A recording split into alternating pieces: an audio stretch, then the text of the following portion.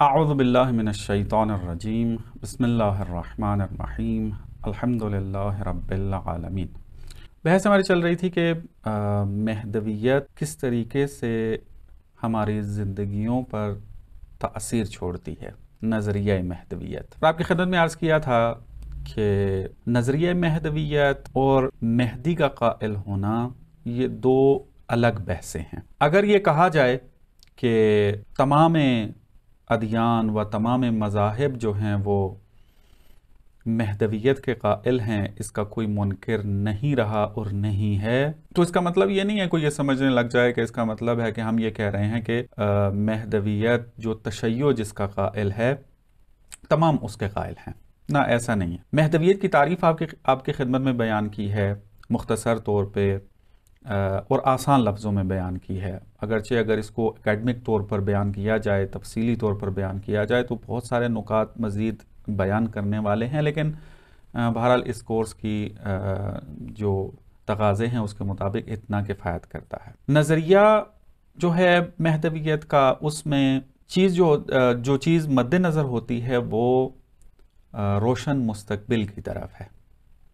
امید ہونا اس بات کی کہ بشریت جو ہے وہ تکامل کے منزل پر پہنچے گی، سعادت جو انسان جس کا طالب ہے،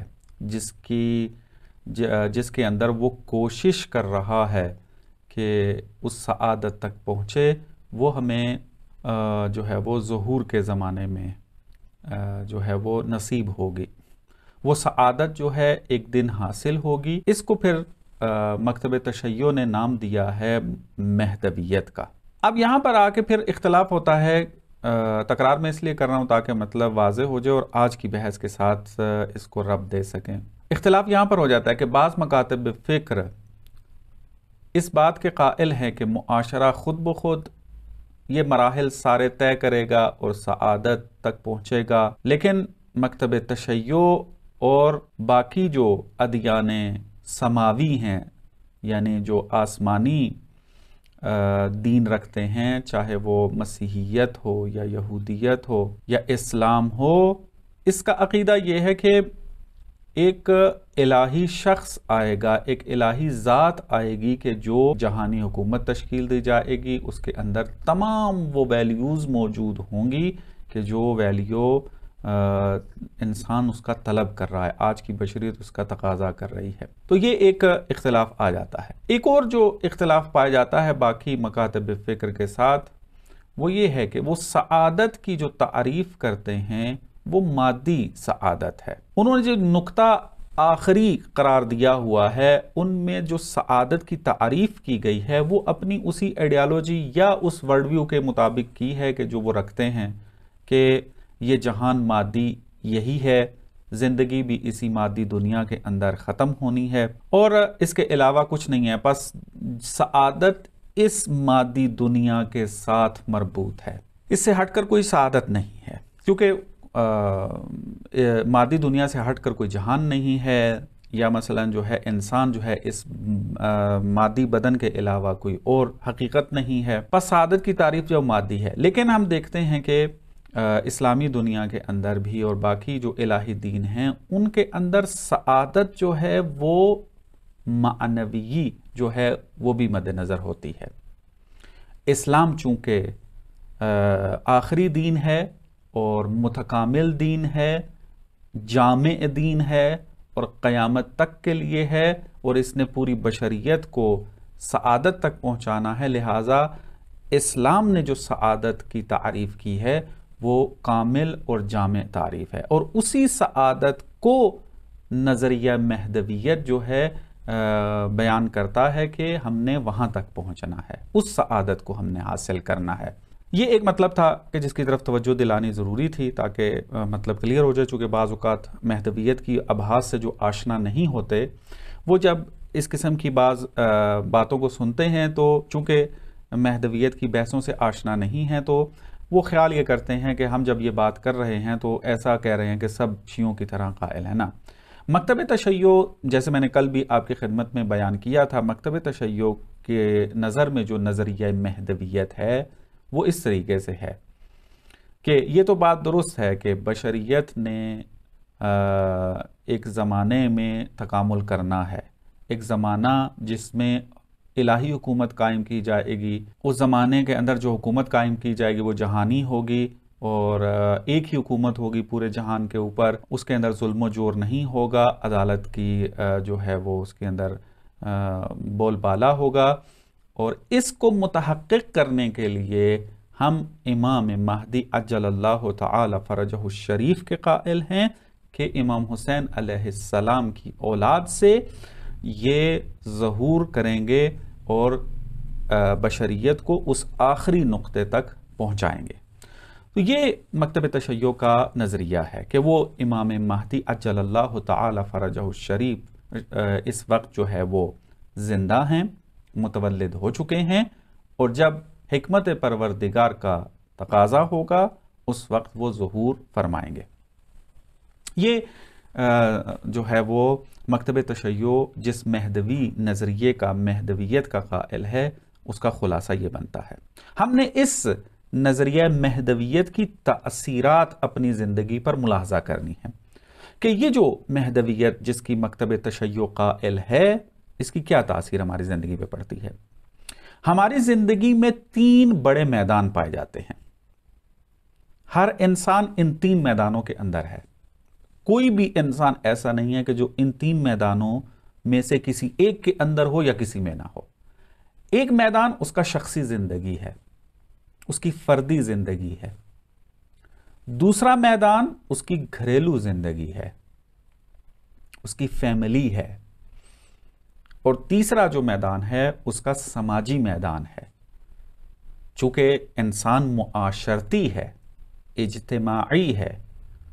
تو لہٰذا جب اجتماعی ہے، سماجی ہے، تو حتماً ایک معاشرہ بھی پایا جاتا ہے، سماجی اور معاشرتی زندگی۔ جب یہ 3 میدان پائے جاتے ہیں انسان کی زندگی کے اندر، تو اب ہم نے دیکھنا یہ ہے کہ عقیدہ مہدویت آیا ان تینوں میدانوں کے اندر اپنی تاثیر چھوڑتا ہے، اور اگر تینوں میدانوں کے اندر تاثیر پائی جاتی ہے تو وہ کون سی تاثیر ہے، کون سے اثر چھوڑتا ہے یہ نظریہ انسان کی زندگی پر ان تینوں میدانوں کے اندر۔ پہلا اثر جو میں یہاں پر بیان کرنا چاہوں گا، جو تینوں میدانوں کے اندر فائدہ مند ہے، یعنی یہ فقط ایک میدان کے لیے تاثیر نہیں ہے بلکہ تینوں میدانوں کے اندر ہے، وہ یہ ہے کہ نظریہ مہدویت یہ انسان کے اندر امید ایجاد رکھتا ہے۔ امید انسان کی زندگی کے اندر اس طریقے سے اہمیت رکھتی ہے جس طریقے سے اگر یہ کہا جائے کہ انسان جس طرح آکسیجن کی ضرورت ہے اس کو، اگر آکسیجن نہ ملے انسان کو تو انسان چند لمحوں کے لیے بھی زندہ نہیں رہ سکے گا۔ اسی طریقے سے اگر انسان کی زندگی میں امید کی کرن موجود نہ ہو تو انسان کی یہ زندگی بے معنی ہو جائے گی، اور اس زندگی کا کوئی فائدہ نظر نہیں آئے گا، اور یہ زندگی ختم ہو جائے گی۔ اگر امید نہ ہو انسان کے اندر تو انسان کی فردی زندگی نے تباہ ہو جانا ہے، اور جب فردی زندگی تباہ ہوگی تو یہ گھریلو زندگی پر تاثیر چھوڑے گی، اس کی گھریلو زندگی کے اندر سے بھی جو ہے وہ امید جب ختم ہو جائے گی تو وہ بھی ختم ہو جائے گی، اور اسی طرح سماج جو ہے وہ تباہ و برباد ہو جائے گا، اپنی ہلاکت تک پہنچ جائے گا، ختم ہو جائے گا۔ اگر آپ اس کو سائیکالوجی اعتبار سے بھی تحلیل کرنا چاہیں تو آپ اگر ماہرین نفسیات کے پاس یا ان کی اسٹیٹمنٹ کا مطالعہ کریں، کتابوں کا مطالعہ کریں،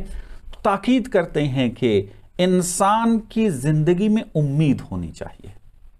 انسان جو بھی قدم اپنی زندگی میں اٹھا رہا ہے وہ امید کے سہارے ہے، چاہے چھوٹی سی زحمت ہے یا بڑی زحمت ہے، چھوٹی سی تکلیف برداشت کر رہا ہے یا بڑی تکلیف برداشت کر رہا ہے، سب کے پیچھے جو ہے وہ امید ہے۔ یہ امید وہ ایندھن ہے کہ جو انسان کو حرکت کرنے پر مجبور کرتا ہے۔ اگر یہ امید نہ ہو تو ایسے ہی ہے کہ ایک گاڑی ہے جس کے اندر جو ہے وہ تیل موجود نہیں ہے، اس کا ایندھن موجود نہیں ہے، تو وہ گاڑی کبھی حرکت نہیں کرے گی۔ اگر انسان کی زندگی میں امید ختم کر دی جائے یا انسان کی زندگی سے امید لے لی جائے تو یہ انسان کبھی بھی آگے کی طرف حرکت نہیں کرے گا۔ معمولاً آپ نے دیکھا ہوگا اپنی زندگیوں میں، اس بات کو محسوس کیا ہوگا آپ نے، کہ جب انسان پر مایوسی طاری ہوتی ہے کسی بھی مورد کے اندر، تو آیا اس وقت انسان اس قابل ہوتا ہے کہ وہ ایک ہدف، ایک نقطے کی طرف، ایک آگے کی طرف، ایک روشن جو ہے مستقبل کی طرف قدم بڑھائے؟ نہیں، کیونکہ نا امید ہے، مایوس ہے، اور جب مایوس ہو جاتا ہے تو اب وہ کبھی بھی قدم آگے نہیں بڑھائے گا۔ تو لہٰذا انسان کی زندگی وہیں رک جائے گی، اور جب انسان کی زندگی میں ایکٹیویٹیز نہیں ہوں گے، انسان کی زندگی میں اگر حرکت نہیں پائی جائے گی تو انسان کی زندگی ختم ہو جائے گی۔ اسی وجہ سے آپ دیکھیں مایوسی کو مرض قرار دیا گیا ہے کہ بیمار ہوتا ہے وہ انسان کے جو مایوسی میں مبتلا ہو جائے، بیماری ہے یہ۔ مایوسی کئی بیماریوں کے اندر انسان کو مبتلا کر دیتی ہے، لہٰذا تاکید کی جاتی ہے کہ انسان کے اندر یہ امید کی کرن باقی ہو۔ نظریہ مہدویت انسان کے اندر ایک اعلیٰ درجے کی امید زندہ کرتا ہے۔ انسان اگر معاشرے کے اندر برائیاں دیکھ رہا ہے تو اس کو امید ہے اس بات کی کہ خدا نے وعدہ کیا ہے کہ یہ معاشرہ ایک دن برائیوں سے پاک ہو جائے گا، ظلم ختم ہو جائے گا، عدالت برپا ہو جائے گی۔ یہ ساری جو کمال کی صفات ہیں وہ معاشرے کے اندر پیدا ہو جائیں گے، لیکن چونکہ قانون الہی یہ ہے کہ اس نے تدریجی ہونا ہے، آہستہ آہستہ ہونا ہے، سٹیپ بائی سٹیپ ہونا ہے، چونکہ انسان مختار پیدا کیا گیا ہے۔ اس بات کو حتماً ذہن کے اندر بٹھا لیں۔ معمولاً جب اس قسم کی بات کی جاتی ہے تو ایک جبر کا عنصر ذہن میں آتا ہے، یا مثلاً سوال ایک ذہن میں اٹھتا ہے کہ اگر معاشرے نے ایک ایسے نقطے تک پہنچنا ہے، خدا نے پہنچانا ہے کہ جہاں پر ظلم نہیں ہوگا، جہاں پر عدالت ہوگی، جہاں پر طبقاتی سسٹم نہیں ہوگا، اور اس طرح کی بہت سارے کمالات اس معاشرے کے اندر پائے جائیں گے، اور خدا جو ہے وہ اس معاشرے کو وہاں تک ہدایت کر رہا ہے اور اپنا نمائندہ بھی زمین کے اوپر بھیجا ہوا ہے، تو کیوں خدا ابھی یہ کام انجام نہیں دے رہا؟ جہان میں ہمیں ظلم و جور نظر آ رہا ہے، جہان میں ہمیں عدالت ختم ہوتی نظر آ رہی ہے، بلکہ ختم ہو چکی ہے۔ طرح طرح کے مصائب موجود ہیں، طرح طرح کی تکلیفیں موجود ہیں، کس طریقے سے ظلم و جور کیا جا رہا ہے، کمزور طبقے کو کس طریقے سے اس کا استحصال کیا جا رہا ہے۔ جب یہ سب چیزیں موجود ہیں، کیوں اس وقت خداوند متعال اس معاشرے کو متحقق نہیں کر دیتا؟ جواب، اس کی وجہ یہ ہے کہ خداوند متعال نے انسان کو مختار بنا کے بھیجا ہے، اور ایک آیت موجود ہے اس کے اندر اس حقیقت کی طرف اشارہ کیا گیا ہے ایک تفسیر کے مطابق۔ سورہ احزاب کی آیت نمبر 72، اس میں ارشاد ہو رہا ہے، اعوذ باللہ من الشیطان الرجیم، انا عرضنا الامانۃ علی السماوات والارض والجبال فابین ان یحملنها واشفقن منها وحملها الانسان انه کان ظلوما جہولا، کہ ہم نے امانت کو زمین، آسمان اور پہاڑوں کے اوپر عرضہ کیا، پیش کیا اپنی امانت کو، کہ زمین کو کہا اس امانت کو قبول کرتی ہو، پہاڑ کو کہا تم قبول کرو گے، آسمان کو کہا تم قبول کرو گے، تو کیا نتیجہ نکلا؟ فَأَبَيْنَ أَن يَحْمِلْنَهَا، انہوں نے انکار کر دیا، لیکن وَحَمَلَهَا الْإِنسان، لیکن انسان نے اس کو قبول کیا ہے۔ تو بعض مفسرین نے یہاں پر اس نقطے کی طرف اشارہ کیا ہے، یہ جو امانت یہاں پر موجود ہے، اس امانت سے مراد اختیار ہے۔ بہت کمال کی تفسیر ہے، مختلف احتمالات دیے گئے ہیں، لیکن یہ ایک احتمال بھی دیا گیا ہے، اور یہ احتمال حقیقت کے قریب بھی لگتا ہے۔ یہ ایک الگ بحث ہے، تفسیری بحث ہے، چونکہ ہمارا موضوع تفسیر نہیں ہے کہ آیا ایک آیت کے اندر مختلف معنی مراد لیے جا سکتے ہیں یا نہیں لیے جا سکتے ہیں، تو یہ ایک تفسیری بحث ہے کہ وہ اپنے مقام پر بیان کی جائے گی اور کتابوں کے اندر موجود بھی ہے۔ مثلا بعضوں نے کہا یہاں امانت سے مراد ولایت ہے، بعضوں نے اور احتمالات دیے ہیں، لیکن ایک احتمال جو ہے وہ یہاں پر اختیار کا دیا گیا ہے کہ اختیار دیا زمین آسمان پہاڑوں کو، انہوں نے کہا یہ ہم سے نہیں ہوتا، ہم بغیر اختیار کے تیری عبادت کر سکتے ہیں، تیری اطاعت کریں گے، لیکن انسان نے اس کو قبول کیا ہے۔ تو اب یہ اتنی بڑی ذمہ داری انسان نے خود قبول کی ہے، اور انسان نے خدا نے انسان کو مختار پیدا کیا ہے، تو اب یہ سنت و قانون الہی ہے کہ انسان نے جو کچھ حاصل کرنا ہے اپنے اختیار سے حاصل کرنا ہے۔ کسی قسم کا جبر جو ہے وہ اس کی زندگی میں نہیں پایا جائے گا۔ تو اگر انسان نے تکامل کرنا ہے، اگر اس انسان نے معاشرے تربیت کرنے ہیں، اگر اس انسان نے معاشرے کو اس مقام تک پہنچانا ہے، ایک سعادت تک کہ جہاں پر ہر قسم کا ظلم نہ ہو، کسی قسم کا ظلم اس کے اندر نہ پایا جاتا ہو، عدالت برقرار ہو، حکومت جہانی تشکیل پائے، یہ سب چیزیں پھر یہ اپنے اختیار سے انجام دے گا۔ اور اختیار کے ساتھ جب انسان کام کرے گا تو ظاہر سی بات ہے یہاں پھر جو ہے وہ معصیت بھی موجود ہے، سستی بھی موجود ہے۔ لہٰذا آیت کا اگلا حصہ کیا کہہ رہا ہے؟ اِنَّهُ كَانَ ظُلُومًا جَهُولًا، کہ انسان جو ہے وہ ظلوم بھی ہے اور جہول بھی ہے۔ کہ ظلومًا جہولا سے کیا مراد ہے کہ مختلف تفسیریں اس کے اندر موجود ہیں، میں اس میں جانا نہیں چاہتا۔ اب دیکھیں آیت کا پہلا ٹکڑا جو ہے وہ آ کر تعریف کر رہا ہے انسان کی کہ باقی جو کائنات ہے اس نے امانت قبول نہیں کی، انسان نے امانت قبول کی ہے، لیکن اگلا ٹکڑا جو ہے آیت کا وہ تقریباً یوں محسوس ہو رہا ہے جیسے مذمت کر رہا ہے اس کی۔ اگر اختیار کا معنی کیا جائے اس کے اندر تو واضح روشن ہو جاتا ہے، چونکہ اختیار ایک ایسی سنگین ذمہ داری ہے کہ اگر انسان اختیار کے ساتھ چلے گا تو ظاہر سی بات ہے اس کے اندر پھر معصیت بھی ہے، اس کے اندر پھر انسان تخلف بھی کرے گا اور اس کو قبول نہیں کرے گا، تو یہ ساری چیزیں جو ہیں وہ پائی جاتی ہیں اس کے اندر۔ تو انسان کو چونکہ خدا نے مختار بنا کر بھیجا ہے تو یہ اختیار کے ساتھ اس نے یہاں سفر جو ہے اس کا طے کرنا ہے، بغیر اختیار کے نہیں ہو سکتا۔ خدا قادر ہے، خدا چاہے تو اسی لمحے جو ہے اس معاشرے کو ایجاد کر دے، لیکن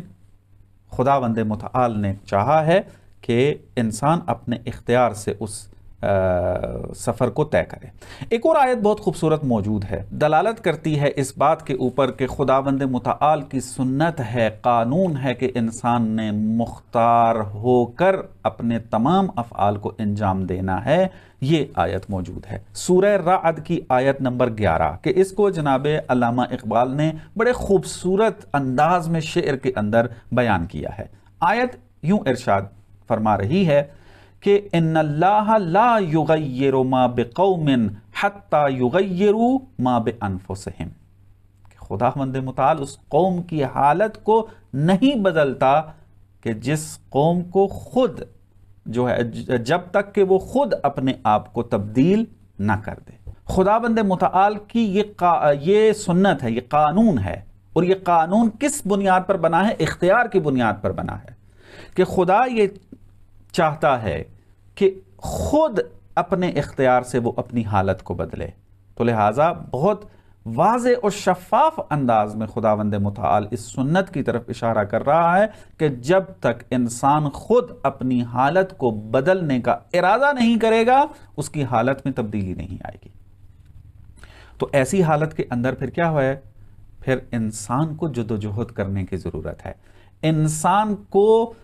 محرک کی ضرورت ہے کہ جو اس کو آگے کی طرف دھکیلے، جو اس کو آگے بڑھنے کی طرف اکسائے،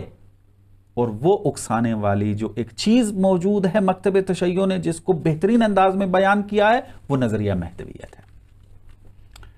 مہدویت کا نظریہ انسان کی زندگی میں جس امید کی کرن کو جگاتا ہے وہ امید اتنی قوی ہے، اتنی طاقتور ہے کہ اگر یہ امید جاگ گئی نظریہ مہدویت کے ذریعے تو وہ نہ اپنی فردی اور شخصی زندگی میں کبھی ناکام ہوگا، نہ کبھی گھریلو زندگی میں اپنی ناکام ہوگا، اور نہ کبھی وہ اپنی سماجی اور معاشرتی زندگی میں ناکام ہوگا۔ اور اس کی اس جد و جہد کا پھر نتیجہ جو نکلے گا کہ خدا اس کو ایک ایسا معاشرہ جو ہے وہ عنایت کرے گا کہ جس کے اندر وہ سعادت پائے گا، سعادت کو حاصل کر چکا ہوگا اور وہ تمام ویلیوز اس کو حاصل ہو چکی ہوں گی کہ ایک انسان جس کی آرزو کرتا ہے۔ بس ایک چیز جس کی طرف اشارہ کرنا ضروری سمجھتا تھا کہ تاثیر جو پائی جاتی ہے انسان کی زندگی کے اوپر نظریہ مہدویت کی، وہ یہ ہے کہ انسان کی زندگی میں امید ڈالتا ہے، روشن مستقبل کی امید، کیونکہ اگر یہ امید نہ ہوگی تو کبھی بھی روشن مستقبل بنانے کی طرف نہیں جائے گا، کبھی بھی روشن مستقبل کی جو ہے اس کو ایجاد کرنے کی طرف قدم نہیں بڑھائے گا، نہ امیدی چھائے گی، اور یہ اس کے لیے فردی طور پر بھی نقصان دہ ہے اور معاشرتی طور پر بھی نقصان دہ ہے، اور خود انسان کی خلقت کے ہدف کے خلاف بھی ہے کہ انسان جو ہے وہ نا امید رہے۔ تو خداوند متعال نے اس نظریہ مہدویت کو جو ہے وہ بیان کیا ہے، تمام الہی آسمانی کتابوں کے اندر اس نظریہ مہدویت کو بیان کیا گیا ہے، اور مکتب تشیع نے پھر خوبصورت انداز میں جو ہے اس نظریہ مہدویت کو لے کر اس کی ترویج کی ہے اور کر رہا ہے، اور معاشروں کو زندہ کر رہا ہے اور ان کے اندر امید کی کرن جو ہے وہ ایجاد کر رہا ہے۔ ایک اور مطلب جس کی طرف میں اشارہ کرتا ہوں کہ شاید کل والے درس میں اس کی طرف اشارہ ہوا ہے ایک سوال کے جواب کے ضمن میں، وہ یہ ہے کہ امام علیہ السلام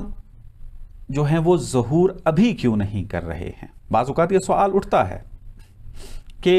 ظلم و جور بڑھ گیا ہے، اور عدالت جس طرح کہہ رہے ہیں کہ ظلم و جور سے بھر چکا ہوگا، عدالت نہیں ہوگی، اور اس طرح کے جو خصوصیات ذکر کی جاتی ہیں ظہور سے پہلے کے زمانے کی، تو وہ علامات ہمیں یہاں بھی نظر آ رہی ہیں، تو امام ابھی جو ہیں وہ ظہور جو ہے وہ کیوں نہیں کر رہے ہیں؟ تو ابھی اس کا جواب اختیار کے عنصر میں بھی آپ کو دے دیا ہے کہ جب خداوند متعال نے یہ طے کر لیا ہے کہ انسان نے مختار رہنا ہے اور اس نے اپنی مرضی سے فیصلے کرنے ہیں اور نتیجے تک پہنچنا ہے، تو اب معاشرہ جب ہم دیکھتے ہیں، ایک معاشرے نے تشکیل پانا ہے، اس معاشرے کے اندر تمام نیکیوں کا ہونا ضروری ہے کہ تاکہ سعادت اس کے اندر پائی جاتی ہو، انسان رفاہ کے اندر بھی زندگی گزارے، معنویات کے اندر بھی آگے بڑھے، عدالت اس کے اندر پائی جاتی ہو، تمام ضروریات پوری ہوتی ہوں، کسی قسم کا دکھ و تکلیف مادی اور اس طریقے سے کہ جو ظلم شمار ہوتا وہ اس کے اندر موجود نہ ہو، اور اس طرح کی بہت ساری چیزیں وہ موجود ہوں اس کے اندر۔ تو اب اس قسم کے معاشرے کو تشکیل دینے کے لیے 3 بنیادی چیزوں کا ہونا ضروری ہے۔ اگر یہ 3 بنیادی چیزیں موجود نہ ہوں تو اس قسم کا معاشرہ متحقق نہیں ہو سکتا۔ تینوں کا ہونا ضروری ہے، نہ ایک کا ہونا کافی ہے، نہ 2 کا ہونا کافی ہے، بلکہ تینوں کا ہونا ضروری ہے۔ وہ یہ ہے کہ ایک ایسا لاہیا عمل ہونا چاہیے کہ جس کی بنیاد پر وہ معاشرہ چلے، ایک برنامہ ہونا چاہیے، اس برنامے کے مطابق جو ہے وہ سلسلہ چلے۔ جیسے ہر معاشرے کے اندر جو ہے وہ ایک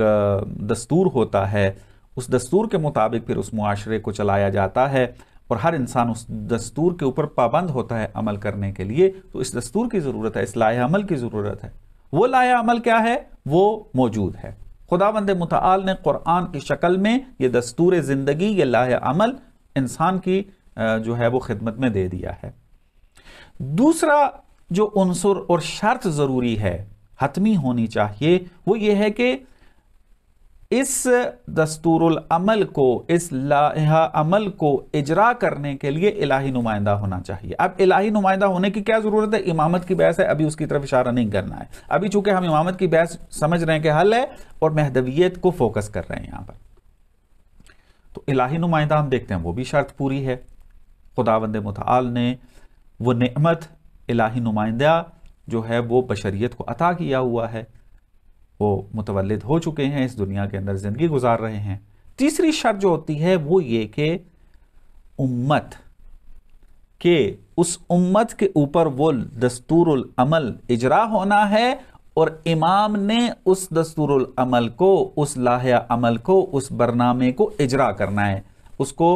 عملی جامہ پہنانا ہے اس امت کے اوپر۔ اب اس امت کے اندر جو ایک بنیادی چیز ہے وہ اس کا اپنا ارادہ کرنا ہے، کہ یہ امت ارادہ بھی کرے کہ میں نے آیات کی روشنی میں آپ کی خدمت میں اس مطلب کو بیان کیا ہے۔ تو اب مشکل کہاں پر ہے؟ نہ امام معصوم کے اندر ہے نہ قرآن کے اندر ہے، یہ دونوں موجود ہیں اور دونوں کامل ہیں۔ مشکل جہاں پر کھڑی ہے وہ خود یہ امت ہے۔ امت جو ہے وہ ابھی اپنے آپ کو تیار نہیں کر رہی ہے۔ تیاری کیا مراد؟ یعنی اپنے آپ کے اندر وہ امید پیدا نہیں کر رہی ہے، وہ تیاری کا اظہار نہیں کر رہی ہے، وہ ارادہ پختہ نہیں کر رہی ہے کہ جس پختہ ارادہ کر لینے کے بعد امام نے ظہور کرنا ہے۔ اب دعویٰ کرنے سے تو کوئی نتیجہ نہیں نکل سکتا کہ ہر انسان جو ہے وہ یہ دعویٰ کرے کہ میں نے تو ارادہ کر لیا، امام آ جائے تو میں امام کی خدمت کروں گا یا امام کی خدمت کروں گی، اپنے تمام جو ہے وہ جان کے ساتھ امام کی بارگاہ میں حاضر ہوئیں گے ہم۔ اس دعویٰ انسان کرتا ہے، لیکن اگر انسان تھوڑا سا اپنی زندگی میں جھانکے، اپنے گریبان میں جھانکے، تو نظر آئے گا کہ یہی افراد کے جو دعویٰ کر رہے ہیں، میرے جیسے افراد، یہ اپنے دعوے میں سچے نہیں ہیں۔ اس کی کیا ایک علامت ہے ہمارے پاس؟ اس کی علامت یہ ہے کہ خداوند متعال نے جن احکام پر عمل کرنے کا حکم دیا ہے ان کی ہم ہر روز معصیت کر رہے ہوتے ہیں، ہر روز اپنا ارادہ توڑ رہے ہوتے ہیں۔ آج ارادہ کیا ہے کہ یہ عمل نہیں کرنا اور 10 دفعہ وہ ارادہ توڑ دیتے ہیں۔ تو اس کا مطلب یہ ہے کہ ارادہ ابھی نہیں کیا ہے۔ جس دن امت نے ارادہ کر لیا، قرآن یہ کہہ رہا ہے کہ اگر امت نے تبدیل ہونے کا ارادہ کر لیا تو خدا اس کو تبدیل کر دے گا۔ دیکھیں آیت کتنی خوبصورتی سے، اور خداوند متعال اپنی طرف نسبت دے رہا ہے تبدیلی کی کہ ان اللہ لا یغیر ما بقوم، کہ پروردگار جو ہے، خدا جو ہے وہ کسی قوم کی جو ہے وہ حالت کو نہیں بدلتا ہے، مگر یہ کہ حتیٰ یہاں تک کہ یغیروا ما بانفسہم، خود تبدیلی اپنے اندر لے کر آئیں، تب خدا تبدیلی لے کر آئے گا۔ اگر خدا اس ظہور کے زمانے کو نہیں لے کر آ رہا، امام معصوم کو اجازت نہیں دے رہا کہ وہ ظہور کریں، تو اس کے اندر کسی قسم کی کوئی مشکل نہیں پائی جاتی ہے، بلکہ مشکل خود ہمارے ارادے کی ہے کہ یہ امت کے جس سے یہ معاشرہ تشکیل پانا ہے، ظہور کے زمانے کا جو معاشرہ تشکیل پانا ہے، اسی امت کے ذریعے پانا ہے، اور یہ امت ابھی ارادہ نہیں کیے ہوئے ہے۔ پس ظہور کا نہ ہونا اس بات کی علامت ہے کہ امت نے ابھی ارادہ نہیں کیا ہے۔ اگر تبدیلی کا ارادہ کر لو تو ارادے کے پھر علامات ہیں، جیسے میں نے بیان کیا ہے۔ اس کا چھوٹا سا ایک مورد جو ہے وہ یہ ہے کہ ہم اپنی فردی زندگی کے اندر کتنے ارادہ کرتے ہیں اور کتنے ٹوٹ جاتے ہیں۔ جو پختہ ارادہ کرتا ہے پھر اس کے مطابق چلتا بھی ہے، لہٰذا اس انسان کا اجر بھی پھر بہت زیادہ ہے کہ جو ارادے پر قائم رہ جائے۔ اب دیکھیں، کل بھی میں نے آپ کی خدمت میں عرض کیا تھا، اور روایت جناب شیخ صدوق نے نقل کی ہے کہ اگر کوئی انسان ارادہ کر لے اور اس ارادے پر باقی بھی رہے اور اپنے آپ کو آمادہ کر لے، بالکل تیار بیٹھ جائے کہ میں نے امام کے رقاب میں جو ہے وہ اپنی خدمت انجام دینی ہے، لیکن اس کو موت آ جائے، اس کی زندگی ختم ہو جائے اور امام کا ظہور نہ ہو، تو یہ ایسا ہی ہے کہ جیسے وہ امام کے رقاب کے اندر جو ہے وہ شہید ہوا ہے، امام کے رقاب کے اندر خدمت کرتے ہوئے اس کو موت آئی ہے۔ تو یہ اجر باقی ہے اپنی جگہ۔ تو لہذا ارادہ جو ہے یہ بہت ضروری ہے۔ اب یہاں سے مہدویت اپنی تاثیر دکھانا شروع کرتی ہے۔ پس جب انسان نے خود ارادہ کرنا ہے تاکہ اس معاشرے کی تشکیل دے، تو اب یہاں پر پھر احساس مسئولیت پیدا ہوتی ہے، احساس ذمہ داری پیدا ہوتی ہے کہ انسان اپنے اندر اس بات کا احساس کرے کہ مجھے بہت ساری ذمہ داریوں کو انجام دینا ہے۔ اور جب یہ احساس مسئولیت، احساس ذمہ داری جب انسان میں پیدا ہو جائے گی، تو پھر انسان جو ہے وہ روشن مستقبل کی طرف قدم اٹھانا شروع کر دے گا۔ اس کی فرضی زندگی بھی ٹھیک ہو جائے گی، اس کی گھریلو زندگی بھی ٹھیک ہونا شروع ہوگی، اس کا معاشرتی زندگی بھی جو ہے وہ ٹھیک ہونا شروع ہوگی، اور معاشرے جو ہیں وہ آہستہ آہستہ بہتری کی طرف جانا شروع ہو جائیں گے۔ اور جو معاشرہ ٹھیک ہوتا جائے گا، اس کو دیکھ کر دوسرے معاشرے بھی کیا ہے وہ رول ماڈل اس کو بنا کر اس کے مطابق پھر تبدیل ہونا شروع ہوں گے۔ تو بہرحال یہ ایک تفصیلی گفتگو ہے کہ ابھی معاشروں کے کس طریقے سے رول ماڈل بننا چاہیے، اور ہم آج کل دیکھ لیں کس طریقے سے بعض معاشروں کو اپنا رول ماڈل بنا کر چل رہے ہیں. اسی طریقے سے مومن طبقے نے اپنے آپ کو رول ماڈل بنانا ہے، معاشرتی طور پر بھی، فردی طور پر بھی، گھریلو طور پر بھی. جب یہ رول ماڈل بننا شروع ہوں گے تو تب ایک بڑے پیمانے پر تبدیلی جو ہے وہ سامنے آئے گی، اور جب تبدیلی سامنے آئے گی تو پھر خدا بھی، چونکہ خدا نے یہ اعلان کیا ہوا ہے کہ اگر انسان نے ارادہ کر لیا تبدیل ہونے کا تو میں اس کی زندگی کو بدل دوں گا. تو انسان نے جب ارادہ کر لیا کہ میں آمادہ و تیار ہوں اور امام کا ظہور ہو جائے تو میں ان کی رکاب میں خدمت کروں گا، تو اسی وقت امام کا ظہور خداوند متعال کے اذن سے ہو جائے گا. اور ہم خداوند متعال سے دعا گو ہیں اور تہ دل سے دعا گو ہیں کہ خداوند متعال ہمیں وہ طاقت، وہ مضبوطی عطا کر کہ ہم صمیم قلب سے مضبوطی کے ساتھ، سنجیدگی کے ساتھ ارادہ کریں، اس ارادے کے اوپر قائم رہیں، اور پھر اس ارادے کے تقاضوں کو پورا کرتے رہیں. ممکن ہے کہ ہماری اس تبدیلی کی وجہ سے خداوند متعال جو ہے وہ امام کے ظہور کو جو ہے وہ قریب مزید کر دے اور ہم اپنی زندگی میں اس ظہور کو دیکھ سکیں. السلام علیکم. میرا ایک سوال یہ ہے. وعلیکم السلام. جی دیکھیے، روایات میں یہ تو ہمیں علماء زمان کے لیے یہ ملتا ہے کہ جب امام آئیں گے تو اس ظلم و جور سے بھری دنیا کو عدل و انصاف سے پر کر دیں گے. تو لیکن پھر ایک اور روایت یہ بھی ہے کہ مولا خود جو ہے قتل ہو جائیں گے. تو امام برحق کا، جبکہ وہ جنگ ان کی حق پہ ہے، ان کا خود کا قتل ہو جانا کیا خود یہ ایک ظلم نہیں ہے؟ تو ان دونوں باتوں کو آپ میچ کیسے کریں گے؟ آپ یہ سب جی معمولاً سوال کیا جاتا ہے، اور اچھا سوال ہے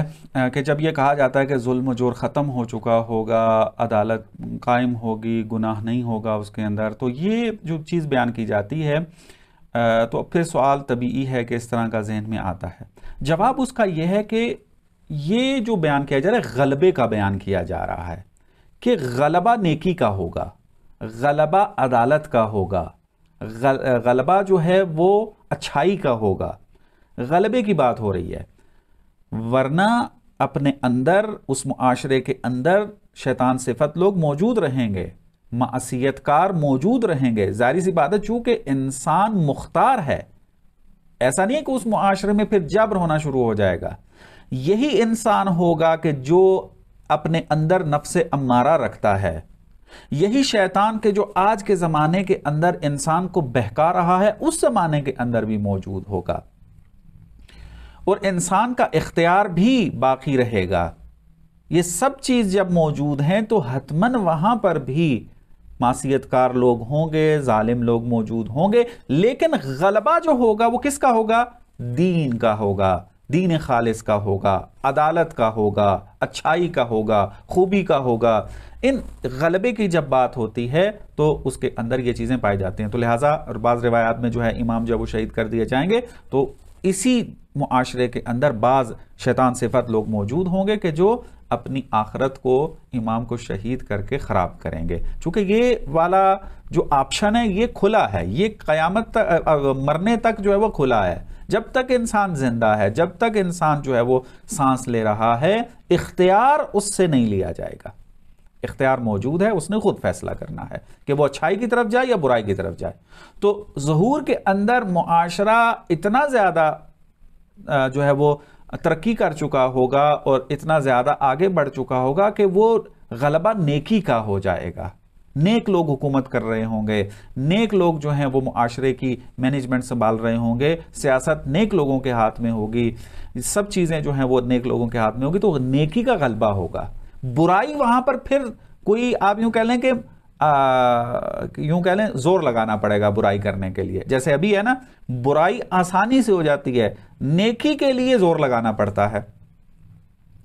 برائی چاہے جب مرضی انسان کر، آسانی کے ساتھ تمام زمینیں فراہم ہیں نیکی کے، اپنا برائی کے اس زمانے کے اندر. لیکن نیکی اگر کرنا چاہتا ہے تو انسان کے لیے سامنے جو ہے وہ ہزار رکاوٹیں موجود ہیں. اسی وجہ سے کئی دفعہ انسان اپنے ارادے توڑ بیٹھتا ہے، لیکن وہ زمانہ ایسا ہوگا جس کے اندر نیکی کے وسائل فراہم ہوں گے، اتنے زیادہ کہ انسان نیکی آسانی سے کرے گا، لیکن برائی جو ہے پھر بہت سختی سے اور بہت مشکل سے کرے گا۔ تو ہوں گے ایسے لوگ جو اس زمانے کے اندر جب غلبہ نیکی کا ہوگا، اس کے اندر بھی ایسے شیطان صفت لوگ ہوں گے کہ جو اس وقت بھی برائی کا انتخاب کریں گے۔ آقا جی، میرا ایک سوال ہے کہ اکثر جو ہے ہمارا اہل سنت قہران سے واسطہ پڑتا ہے، تو ان کا یہ اعتراض ہوتا ہے کہ ہم کہتے ہیں کہ ہر شب جمعہ مطلب ہمارے نام اعمال امام کے پاس جاتے ہیں اور ہمارے اعمال کو دیکھ کے جو ہے امام غمگین ہوتے ہیں۔ وہ کہتی ہیں کہ آپ لوگ جو ہے ایسا کیسے کہہ سکتے ہیں، اور آپ لوگوں کو کیا پتا کہ امام یہ کہہ رہے ہیں؟ تو ان سوالات کے حوالے سے ہم ان لوگوں کو کیسے مطمئن کر سکتے ہیں کہ واقعاً ہمارے امام ہیں اور ہمارے جو نام اعمال ہیں ان کے سامنے جاتے ہیں اور وہ جو کہتے ہیں وہ ہم تک کیسے پہنچتا ہے؟ دیکھیں، اس حوالے سے ہاں جی دیکھیں، میں ایک نقطہ عرض کرتا ہوں، جہاں پہ پھر جواب رہ گیا ہو تو دوبارہ پوچھیے گا تاکہ جواب کامل ہو جائے۔ پہلی بات تو یہ ہے کہ اعمال جو ہیں وہ امام کی بارگاہ میں پیش ہوتے ہیں، روایات موجود ہیں، اس کے اندر کوئی شک و شبہ موجود نہیں ہے۔ اب اعمال جو ہیں امام کے سامنے پیش کیوں ہوتے ہیں؟ ظاہر سی بات ہے کہ امام جو ہیں وہ آپ یوں کہہ لیں کہ امام معصوم وہ امام ہیں کہ جس کی وجہ سے یہ کائنات خلق ہوئی ہے، اور وہ گواہ ہیں، اور قیامت کے اندر بھی انسان کے اعمال کی گواہی دیں گے کہ اس کے اوپر بھی صراحتاً آیات موجود ہیں کہ کون کون اعمال پر گواہی دے گا۔ انسان کے اعضاء و جوارح گواہی دیں گے، انبیاء گواہی دیں گے، اور یہ معصومین جو ہیں یہ گواہی دیں گے، جو امام ہوگا وہ گواہی دے گا۔ تو جب گواہی دینی ہے قیامت کے دن اور پھر اس طریقے سے ہے، تو اعمال جو ہیں وہ ہمارے وہ امام کے پاس پیش کیے جاتے ہیں۔ اب پیش کرنے کی کیفیت کیا ہے، اس کے اوپر ایک الگ بحث ہے کہ بعض روایات یہ کہتی ہیں کہ ہر شب جمعہ کو پیش ہوتے ہیں،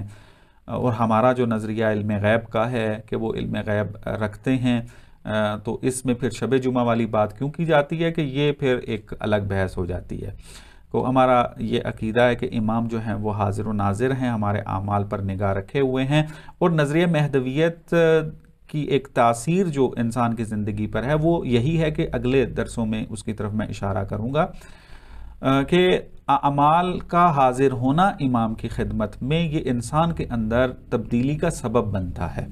تو لہٰذا چونکہ ظاہر سی بات ہے ایک امام کہ جو ہمارا امام ہے، ہمارے اوپر حق رکھتا ہے، اس کی خدمت میں جب ہمارے اعمال جائیں گے تو ظاہر سی بات ہے کہ اگر میں نے معصیت کی ہوگی تو امام جب میری معصیت کو دیکھ رہے ہوں گے تو غمگین ہوں گے، حتمی بات ہے۔ دیکھیں پیغمبر جو ہیں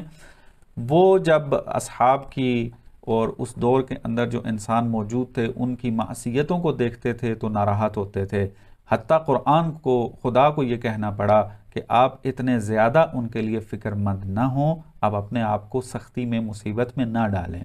تو اتنا زیادہ وہ پریشان ہوا کرتے تھے۔ تو یہ امام معصوم جو ہیں وہ انہی کی اولاد ہیں، اور ایک رہبر جو ہے،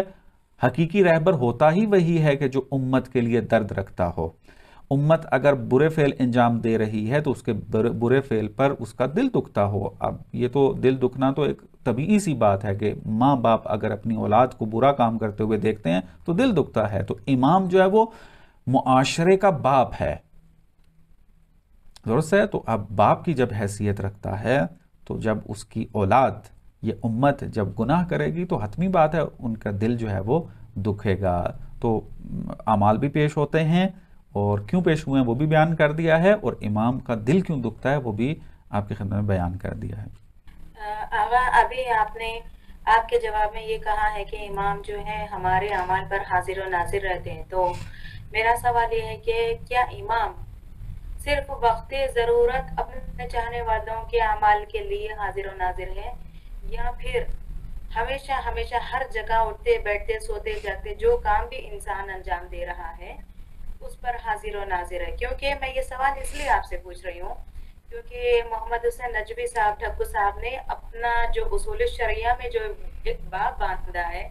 آئمہ کے حاضر اور ناظر ہونے کی جو ایک باب باندھا ہے تو اس میں یہ بحث کی گئی ہے کہ ہمیشہ ہر جگہ ہر صورت میں ہر حال میں آئمہ حاضر اور ناظر نہیں ہوتے بلکہ وہ اسی وقت حاضر اور ناظر ہوتے ہیں جب وہ چاہتے ہیں. تو آپ اس کے اوپر ایک روشنی ڈالیے کہ کیونکہ اس کتاب میں جو میں نے پڑھا ہے تو اس کے اوپر آپ کیا بیان دینا چاہیں گے؟ دیکھیں ایک بہت تفصیل طلب یہ موضوع ہے علم امام کا کہ انشاءاللہ خدا نے اگر توفیق دی تو تفصیل سے اس کے اوپر گفتگو کرنی ہے چونکہ بہت سارے سوالات معاشرے میں موجود ہیں اس کی نسبت اور جن بزرگوار کا آپ نے نام لیا ہے ان کے جو فالورز ہیں ان کے پیروکار جو ہیں وہ بھی مختلف انداز میں ان مباحث کو بیان کرتے رہتے ہیں سوالات کرتے رہتے ہیں تو ایک تشفی بخش جو ہے جواب ضرورت ہے اگرچہ کتابوں کے اندر علماء نے بیان کیا ہے لیکن درسوں کی شکل میں تفصیل سے اس کے اوپر گفتگو کی ضرورت ہے. اب میں فقط اس کا ایک نظریاتی طور پر بعض مطالب بیان کر دیتا ہوں فیصلہ نہیں کروں گا چونکہ فیصلہ اگر کروں گا اپنا نظریہ دوں گا تو ظاہری سی بات پھر دلائل دینے پڑیں گے چونکہ اختلافی نظر ہے یہ اتفاقی مسئلہ نہیں ہے کہ سب کے سب متفق ہیں نہ اختلافی نظریہ ہے کہ بعض علماء قائل ہیں کہ ائمہ علیہم السلام و معصومین جو ہیں وہ علم غیب اس طریقے سے رکھتے ہیں کہ وہ ہر چیز سے آگاہ ہیں اور ہر وقت آگاہ ہیں لیکن بعض یہ نظریہ رکھتے ہیں کہ وہ ہر چیز سے آگاہ ہیں لیکن اگر وہ چاہیں تو اور اصول کافی کے اندر ایک باب ہے پورا اس قسم کی روایات کا کہ جس کے اندر یہ ایک تعبیر پائی جاتی ہے کہ اذا شاءوا علموا جب وہ چاہتے ہیں تو علم حاصل کر لیتے ہیں.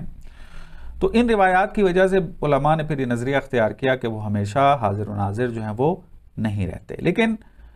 بعض روایات دوسری موجود ہیں اور بعض عقلی مبانی موجود ہیں اس کی بنیاد پر پھر بعض علماء جو ہیں وہ اس نظریے کو اختیار کرتے ہیں کہ ائمہ جو ہیں وہ غیب کا علم رکھتے ہیں اور ہر وقت علم غیب ان کے پاس ہوتا ہے